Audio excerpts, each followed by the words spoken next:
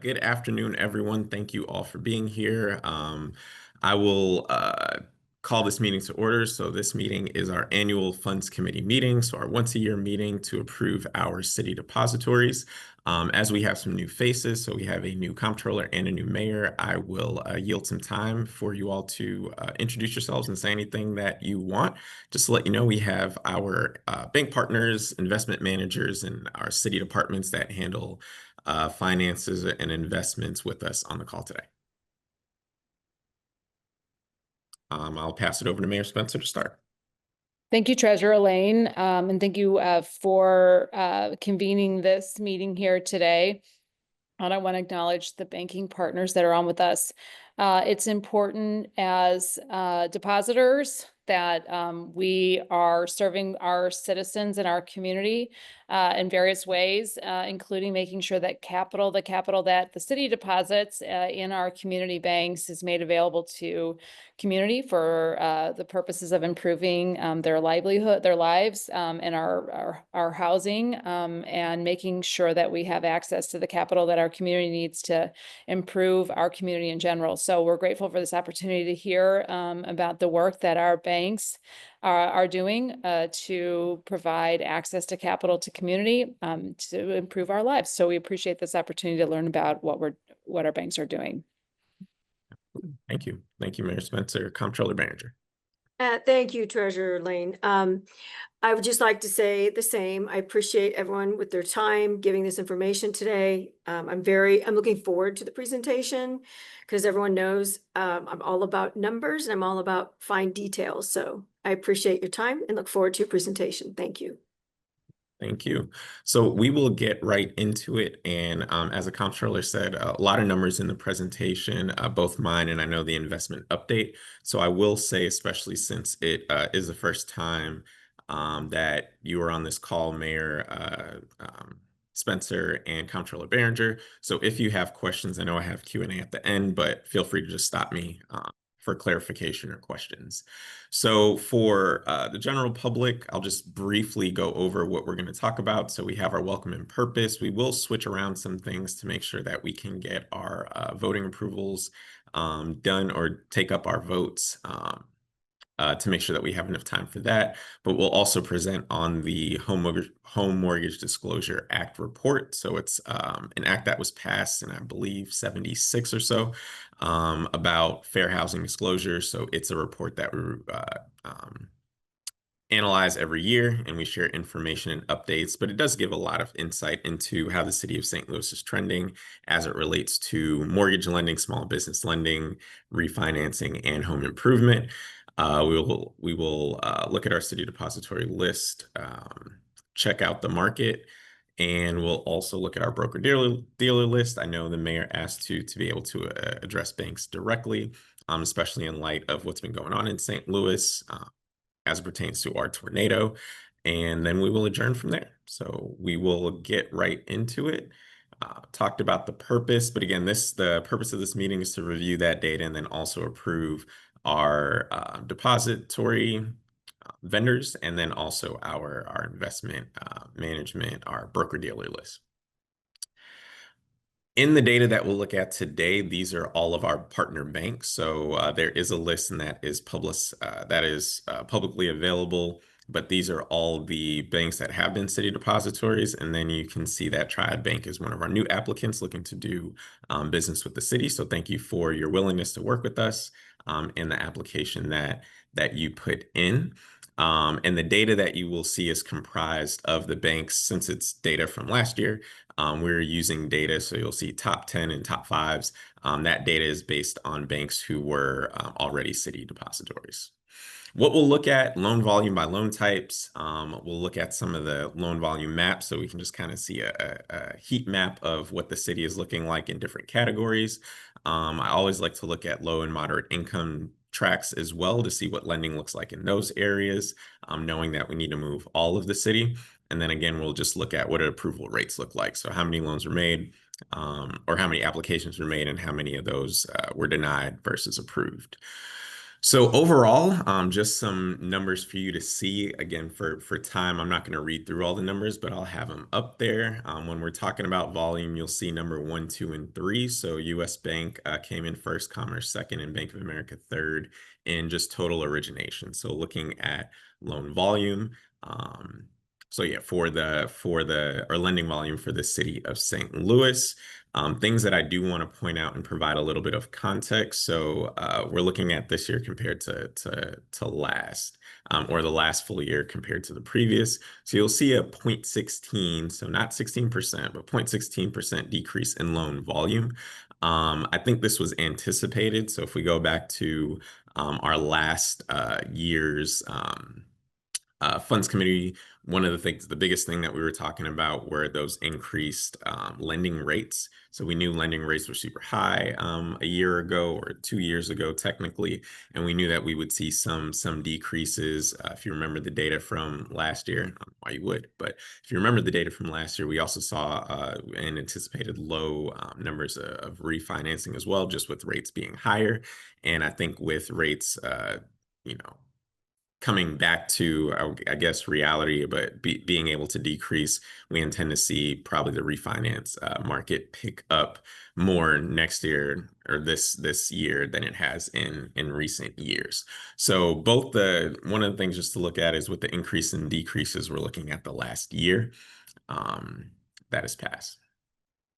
Home improvement loans, again, the numbers are out there. I won't necessarily speak to each number, but one thing that we did anticipate, just like I said, the refinance market, it increased, you can see significantly, and that's just not because people said, you know, this is the year to refinance, but because rates had been so high for and increasing for so long, refinancing just wasn't a thing. The decrease that we had in last year's report was so drastic. So with rates decreasing, we can see an uptick there.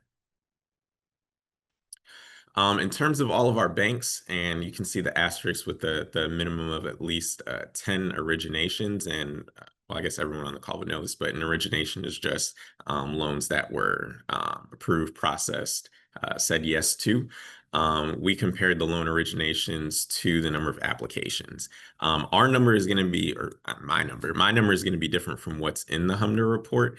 In the HMDA report, you'll see slightly lower numbers, but one of the things that I know at the time that our banks report their numbers, there are still outstanding applications that have not been processed. So this number is based on just the number of approvals and the number of denials. So that total is different from the total that's reported in terms of outstanding applications that haven't been closed. So these are our top 5 in terms of percentage approval rates.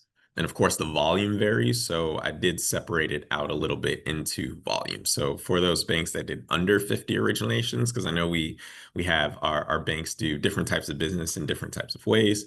So with those banks that do under 50 originations, these would be the top 3 in terms of those approval rates. So Paramount, Busey, and Enterprise. Congratulations. And then when it goes over that 50 originations, it's Midwest, Chase, and Commerce Bank. So one thing I didn't do last year, but wanted to do this year is not penalize the bank necessarily for doing more volume, because more volume means more of a chance to not approve more loans or have loans that don't get approved. So just wanted to be able to separate that out. And just highlight those banks that are doing really well in terms of approval rates in the city of St. Louis, both over 50 and under 50 originations per year. I also talked about the LMI lending. So historically, it's been thought that lending in low to moderate income areas is a lot tougher, and it is. It does present its own challenges when you're dealing with a certain population that have certain incomes or areas that have been historically disinvested in. And we have some banks we learned last year, and it's continuing this year, that are doing a really good job of bolstering their programs, supplemental programs, to be able to make sure that they are realizing significantly high approval rates in low and moderate income census tracts.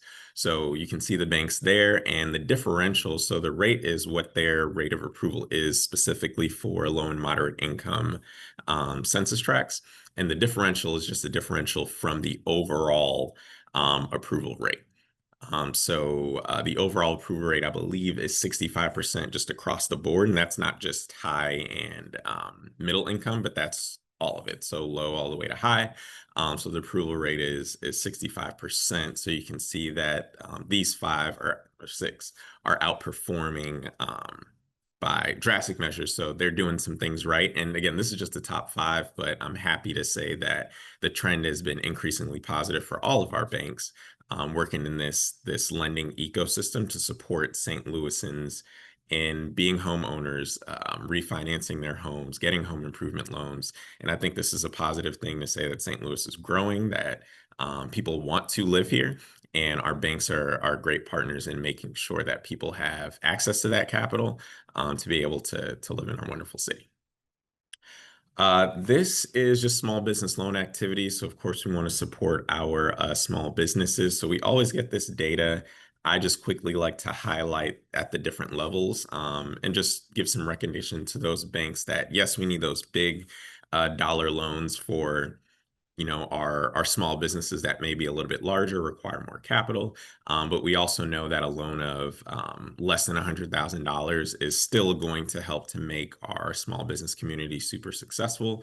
So we do appreciate those banks that are doing high numbers and volume, both in those larger small business loan areas and also those smaller loans that still help sustain our small business ecosystem in St. Louis. I'll show some heat maps. So this is overall, and we usually show the heat map to say where is this activity happening. So these are, and we know what St. Louis looks like from a map standpoint, which is why we use this. And our goal as a city is just to make sure that everything is green. So everything is covered. And I will say over the last, I believe this is my fourth Funds Committee presentation, it gets greener and greener every year. So I just want to point that out. So if you know I think everyone knows the map of the city of St. Louis, so we do want to see that green fill in. So this is what the heat map looks like from just total loans or for home purchases. This is what it looks like for refinancing. So places that capitalize, I would say, early on the dropping interest rates. This is what it looks like from a home improvement standpoint. And again, it's not all green in the last two, but we do see a nice spread of green. So that's what we want to see. And I know I'm cycling through these quickly, but the HMDA report is available on our website for anyone who wants it. It's also in the public posting for this session. And then this one, which is great, just total loans. So that includes mortgage loans, small business, refinance, et cetera. In terms of additional numbers, and this is where I'll start to close. In terms of additional numbers, so in terms of originations for low and moderate income, census tracts, again, trying to make sure the core of the areas that need the most development and we want to see increased development, get that development, get those loans and are able to access capital. So 227 loans, which represented over a third of the total originations, which I think is great. And also lets me know I need to make an edit to last year because I was missing some columns. So I'll redo that and repost the edit. And then in terms of the origination rate, so again, number of approvals compared to total applications, 4% of an increase from last year, which is great. Right there at 65%, which is on par with the overall rate, which is exactly what we want to see as a city. So what we don't want to see, a non-example would be that, overall maybe in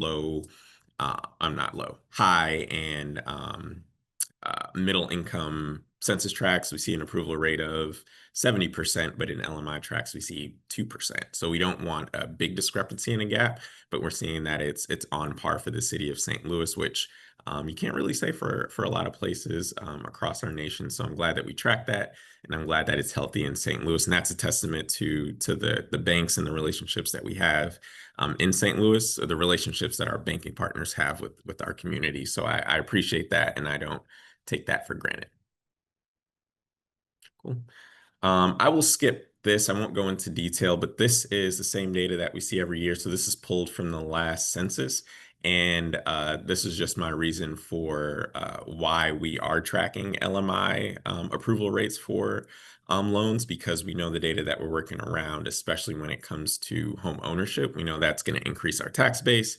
We know that home ownership in communities that have more dense homeowners or a dense population of homeowners tends to help that community thrive, advocate better for themselves, and so on. So we're working to see, this is what the last census said the data looks like. We're working toward what the next census data will say. I will skip the scorecard information for purposes of time, but I know all our banking partners are aware of the scorecard. We won't be presenting scorecards now, but we are going to do that with the tornado and other things that we had going on. We wanted to make, in the newness of the committee, we wanted to make sure we focused on our depositories in terms of getting those approved, as well as the investment update. But myself and the Treasury team will be working to score those and meet with you all one-on-one to have those conversations about how you perform and give you your scorecard, and then post those. Skip. Yeah, so I'll say this. So the city has close to $2 billion in investments. I always like to break down so that our banks know what percentage, as a total, you see how much you all have, but as a total, where we are. So I know that I do want to prioritize, just like the mayor was saying earlier, how we deposit our dollars with our local banks, because we know and we can see from the data that those are direct investments in our community and in our city, and you all are doing that work. So we want to make sure that that is the case. From 24 to 25, as you can see, we did increase how much we have on the local level. And then in terms of our state investment program, that's now like a 60-40 split, but increasing and not decreasing in our, oh, those numbers are flipped. I'm sorry. So local and non-local should be flipped. That's my mistake.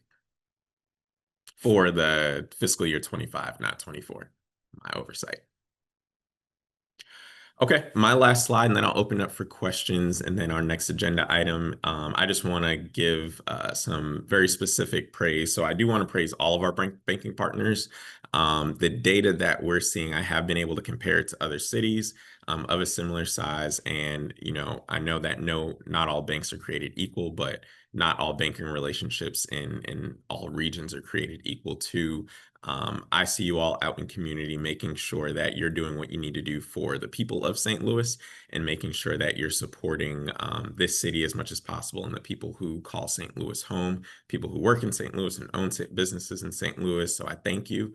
I want to thank Bank of America. You all work on our city clearing account and make sure that we can make those transactions in a timely fashion, and give us the reporting that we need. So thank you. Regions on our payroll account for doing the same. I know our city employees appreciate the fact that they get paid every 2 weeks without any major disruptions. U.S. Bank, I want to thank Rashma specifically and the U.S. Bank team for all the work that you all are having on our weekly meetings to make sure that our operation accounts and those systems are in place to be successful. Want to give a shout out to Commerce Bank for the My Milestones platform, which allows city employees to be able to track their goals, be able to set financial goals and realize their financial futures for free, and get advice, get support and tools to be able to do that. And I really want to thank all of our banks on the tornado recovery efforts. And I know that you all have given us information to be able to put out about what individuals who've been impacted by the tornado can do. But I put these ones specifically on here because these are all the places where one Saturday I was able to go in. They needed non-plastic tote bags for giving out supplies at some of the centers, the resource hubs. And I stopped in at all these places, and your staff were absolutely amazing. And if I didn't get any tote bags that day, they delivered them the Monday following to be able to get out to those places. So I want to thank you for that as well. Okay. I will stop my sharing there. Hopefully I didn't talk too fast, but I want to open it up first to our mayor for any questions or comments.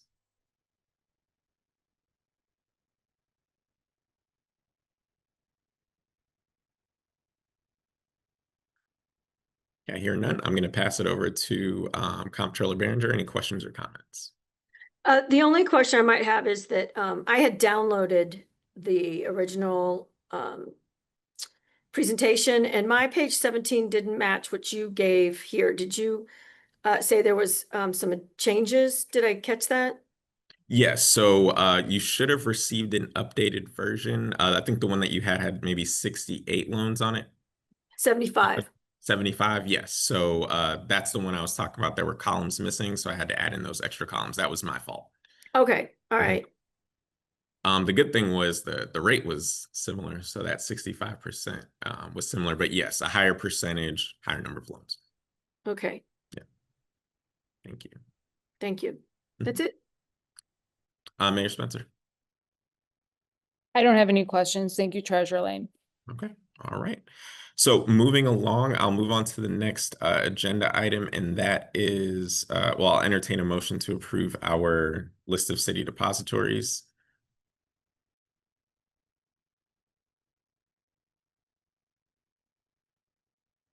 I make a motion to entertain our depositories.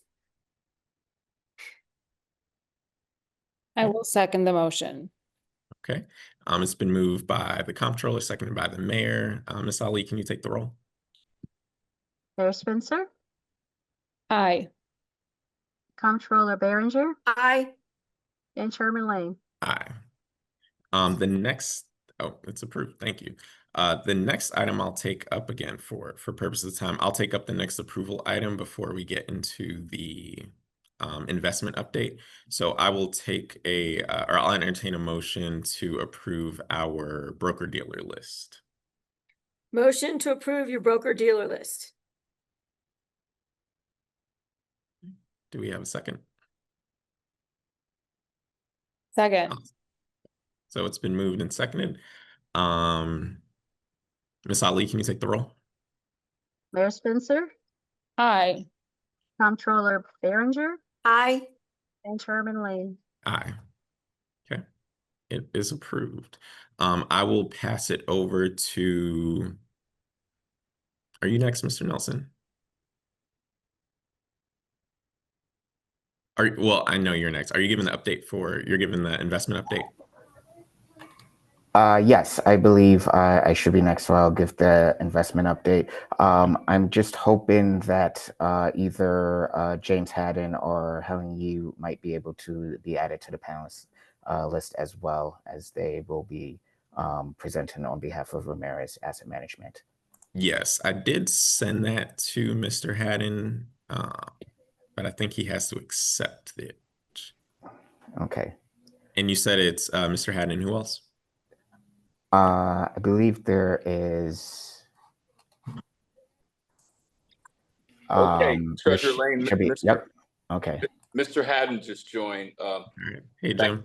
Thank you. Thank you. Did you get Helen Yee's email? If not, we'll just keep it moving. I can do her part. Is she in the attendee room? Helen, are you on? I'm not in the same location with her.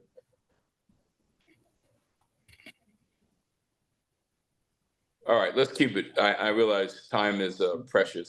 You said her name is Ellen? Helen. Helen Yee. I see her. Okay. I will promote.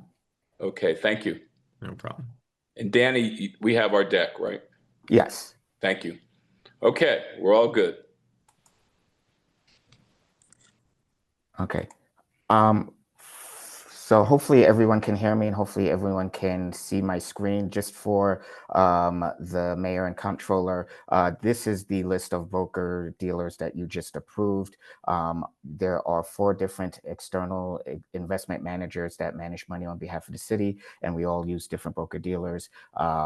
Every year we add dealers to this list, and you can see the new brokers are highlighted in blue, and also you can see that there are a handful of brokers that are either minority business enterprises, women business enterprises, or service disabled veteran-owned business enterprises as well, that all of us use as managers on behalf of the city. So just wanted to point that out to you before we started. I know we are pressed for time, so I will be really quick with the investment update. in terms of just a quick market update before we have all the managers talk. Really quickly, here we are just summarizing what we're watching in terms of the economic landscape. Just really briefly, the Federal Reserve is meeting as we speak, and they are expected to make a decision on interest rates tomorrow. A couple things that stand out. One, recent inflation reports are showing that inflation is still a little bit elevated and trading sideways. Labor market conditions are lagging behind a little bit. Initial jobless claims have surged. We've seen a significant downward revision to employment figures, and so the labor market is much softer than previously thought. So with that, and against that backdrop, the Federal Reserve is widely expected to begin a rate cutting cycle at their current meeting, which is right now. They're trying to balance the elevated inflation with growing risks to the labor market. Right now, the Fed funds rate is at a range of 4.25% to 4.5%. They are likely to lower the Fed funds rate by 25 basis points at their meeting tomorrow. The post-meeting sentiment will be closely watched to see what they state and if they have any flexibility for another rate cut at their October meeting and their December meeting. The market is projecting approximately 3 rate cuts in calendar year 2025 for a total of 75 basis points, and then additional rate cuts in the 2026 calendar year.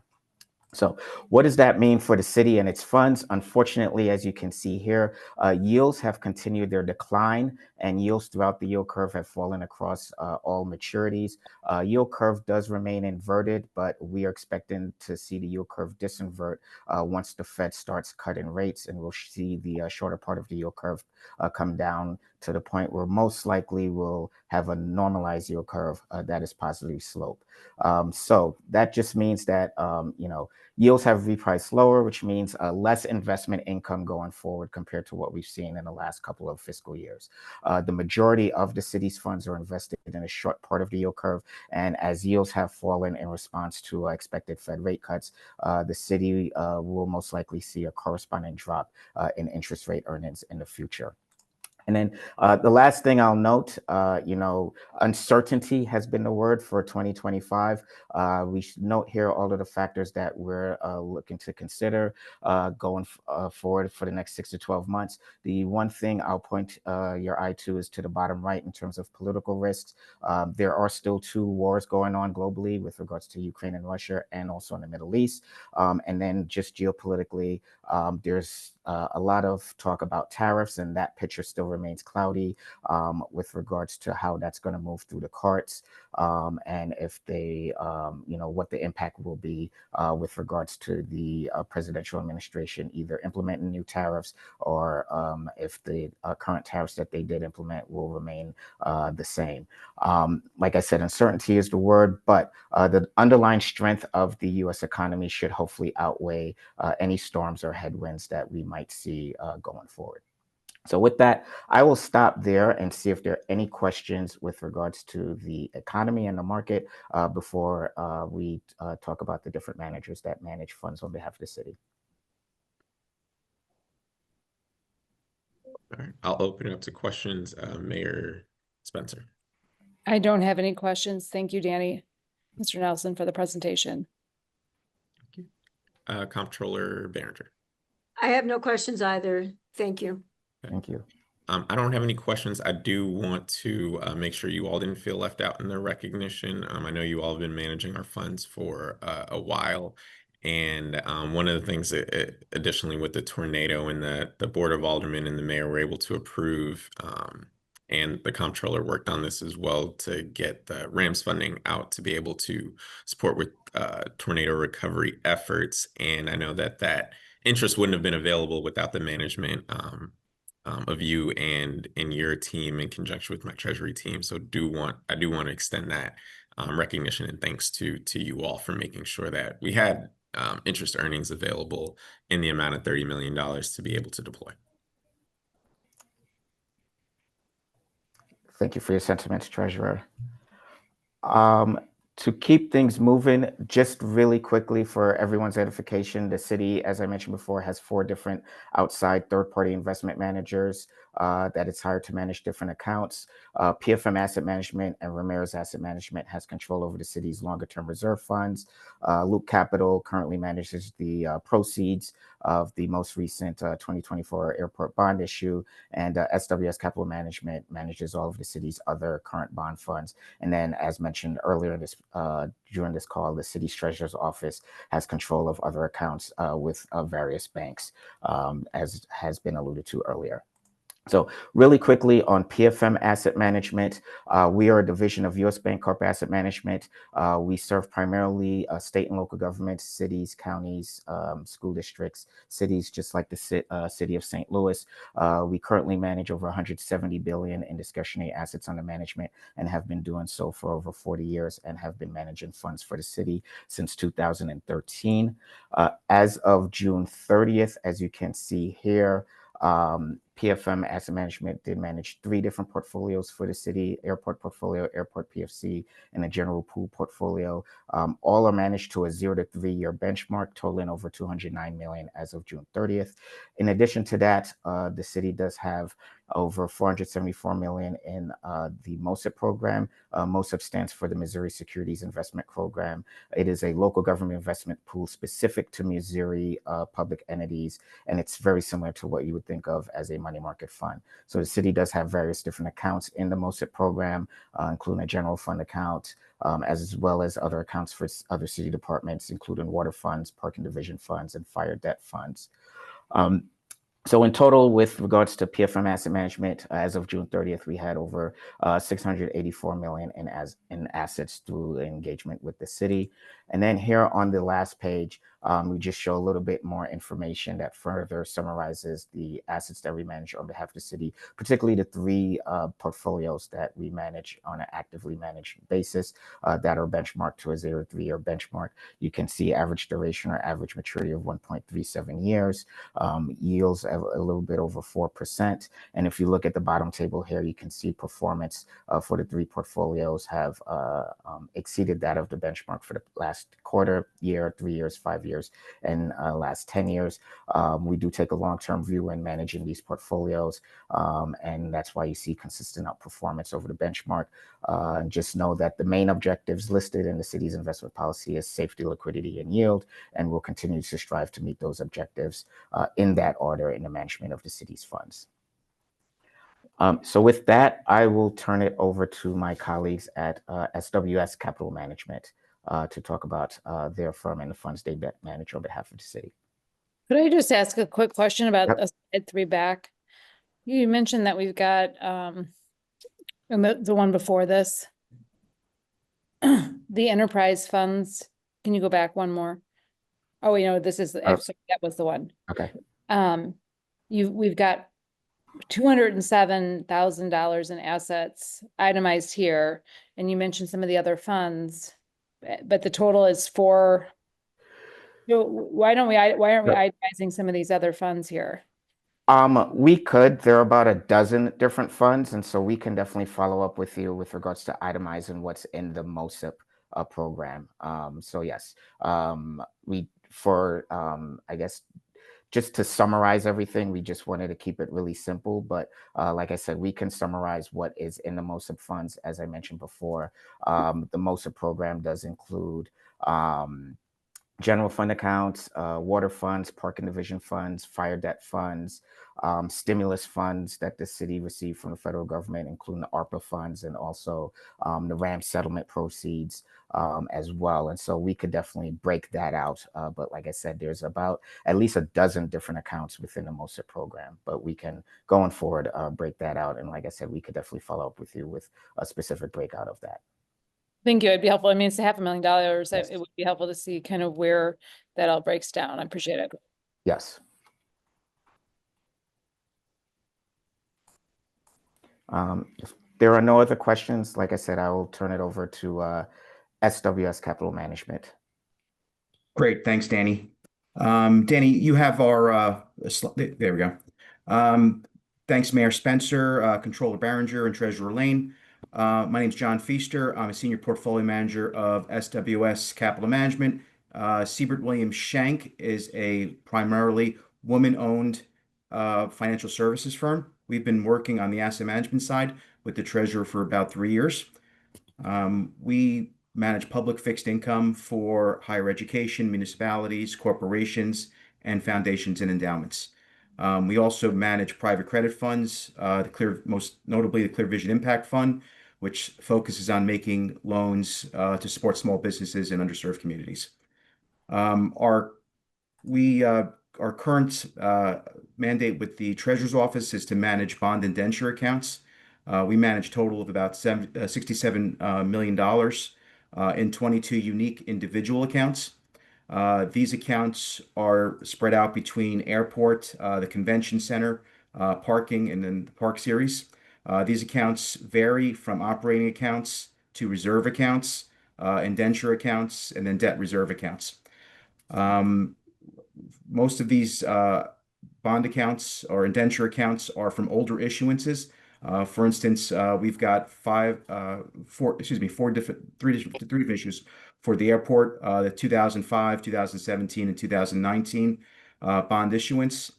With the convention center, we have 09 through 17 various issuance, and then with the parking series, we manage 15, 16, as well as revenue accounts for different parking lots in the city, and then the general repair and replacement projects for the parking division, and then one account, obviously, for the park series, Forest Park. Danny, you can move on to the next slide.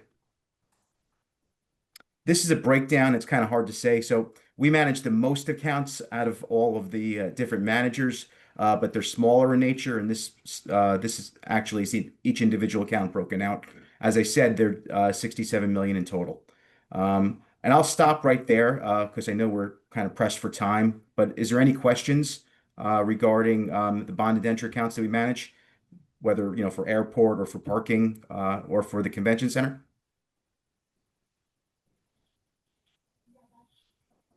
Mayor Spencer or Comptroller Behringer? I'm good on questions, John. Great. I don't have any questions at this time. Thank you. Okay, great, Danny. I think we can move on. And, Neither do I. Thank you.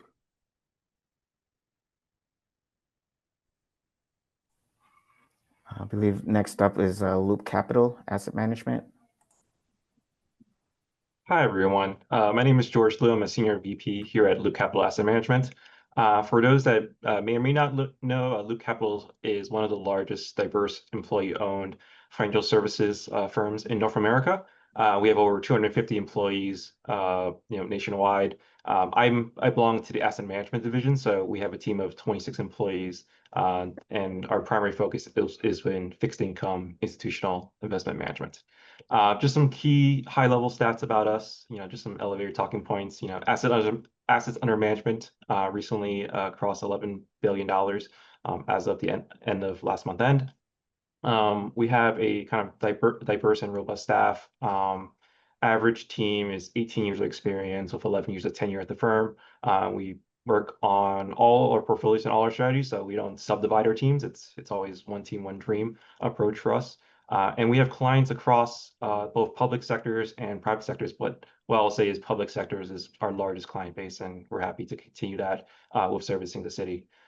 Lastly, we were recently awarded Manager of the Year within the fixed income category by Emerging Manager Monthly, so that's just something that, just kind of a feather in my cap for this year.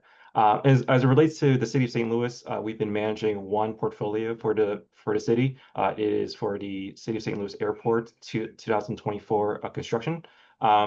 As of most recent month end, it's a little bit over $263 million. I believe the portfolio began at $250 million. And so we've earned approximately about $14 million of realized gain. Oh, sorry, not realized, of income and realized gains, because I believe there's some withdrawals over the year. Lastly, just wanted to kind of mention, how we think about things. We follow a very high conviction approach to fixed income.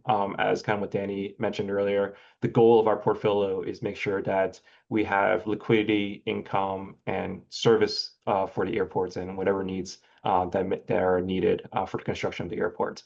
Lastly, we love to partner with our clients and help in any ways that we can. Could be within just Q&A, education, or just kind of sharing ideas. And with that, I'd like to give some recognition to all the contacts that we work with the city, especially from the treasurer's office. Everyone's been very wonderful, and we look forward to continue working together. Open for any questions from the audience. Thank you, George. No questions on my end. I will pass it over to the mayor and comptroller.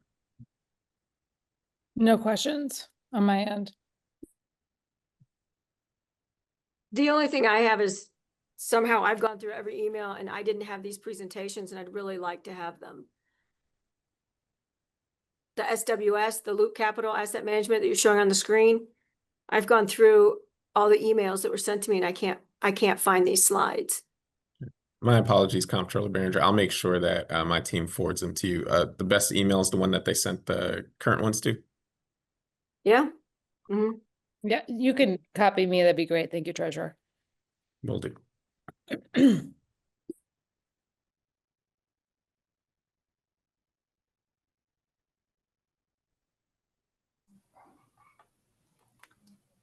I believe Ramirez Asset Management is the last manager to go. Okay, hello, everyone. This is Jim Haddon. I'm head of marketing for Ramirez Asset Management.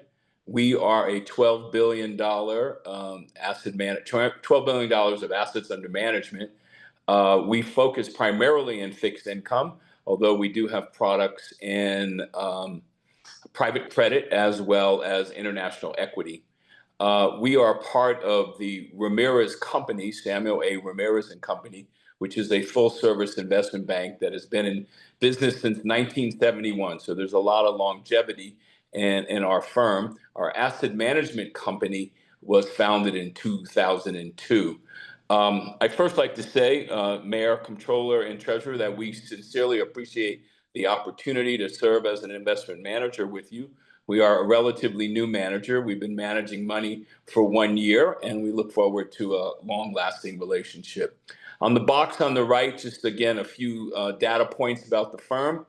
We are 12.7 billion, 47 employees. We focus in state and local governments, as well as corporate and public pension funds. And about 95% of our clients are institutional clients. We believe the advantages that we present are our experience. Our portfolio managers are very experienced with over 25 years each. We have 3 portfolio managers, but we have a repeatable and time-tested investment process based on a risk control environment. And again, we believe there's a lot of stability. Joining me is Helen Yee, which is one of our portfolio managers, and I will let her talk about the accounts we are managing. If you can go to the next page. Hi, yes. We are managing approximately over 70 million as of June 2024 in 4 portfolios. 2 of the portfolios are the Airport 2024A and 2024B cap interests. And the way we invest in those 2 portfolios is, we let the interest, we just reinvest the principal and the interest gets swept out. We also invest in the Airport 2024B construction fund and also the general pool fund. The difference between the airport funds and the general pool fund is the benchmark. The benchmark is a 3-month treasury benchmark for the airport funds and a 1 to 5 year treasury benchmark for the general pool fund. And if you look, we see that the yield at cost since we've started investing for these funds is over 4%, and is closer to 4.5 for the 1 to 5 year. And basically rates have come down, so the yield to maturity of these funds have a high 3 handle as of August 31st, 2025. And the effective duration, it's approximately a quarter of a year for the first 3 funds, and then also about 2.28 for the general pool fund, which is against a 1 to 5 year treasury benchmark. The average quality is AA1. I just also want to mention that we are a minority-owned firm for over 50 years, and we seek to be a minority firm for 100 years. That is our goal.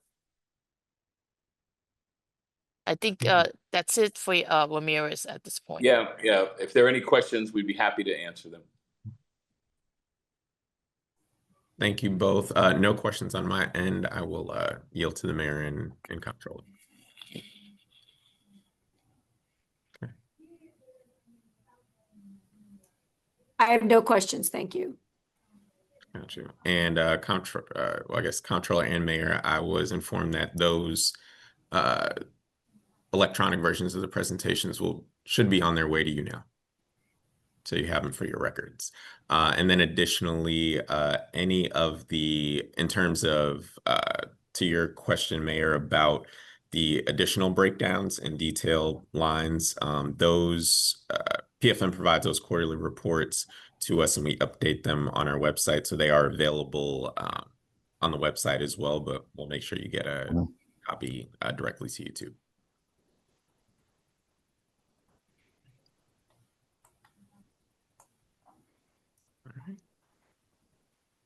All right, thank you. Thanks, Jim. Thanks, Helen. Okay, with that, I don't believe, let me double check the agenda.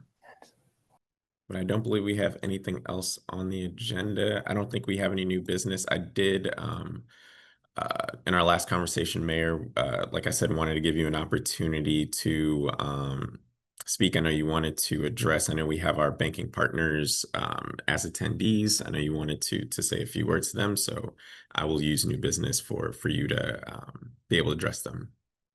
Thank you, Treasurer Lane. I addressed them at the very beginning of the meeting. I Oh. just wanted to make sure that it was clear about making sure that our deposits are being used to support our community and homeowners, ship loans, small business loans, and all sorts of ways that can better support the St. Louis economy and the families that make up the tax revenue that make up our deposits.